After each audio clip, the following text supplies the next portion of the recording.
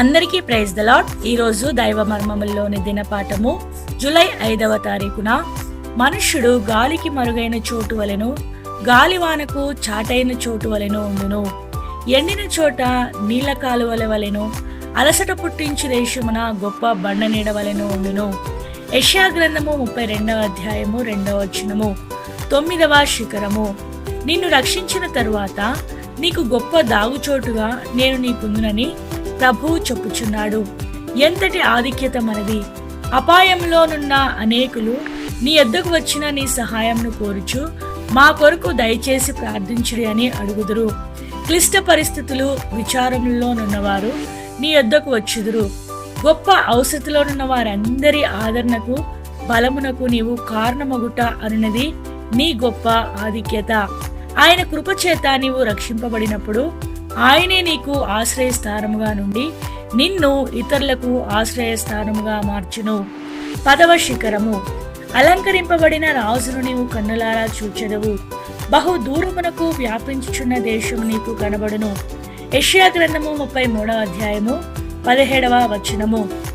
మన ప్రభువును మహిమలో చూచునన్నదియే మన నిరీక్షణ. మహిమగల రాజును మనము కన్నులారా చూచెదము. బైబిల్లో 3 స్థలములలో మన యేసుక్రీస్తు ప్రభు రాజులకు రాజు, ప్రభువులకు ప్రభు అని పిలువబడుచున్నాడు. ఆయన 2వ పర్యాయమున తన బలాఢ్యులైన దూతలతోనూ పరిశుద్ధులతోనూ వచ్చినప్పుడు ఆయన యొక్క పరిపూర్ణ మహిమను చూచెదము. 11వ శిఖరము.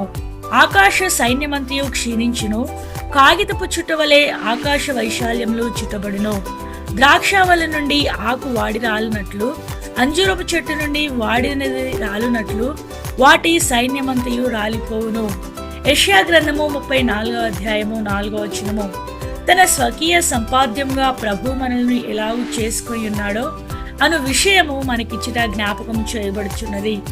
సూర్యుడు, చంద్రుడు, నక్షత్రములు తనవైనను ఆయన వాటిని తన భాగముగా చేసుకొనలేదు.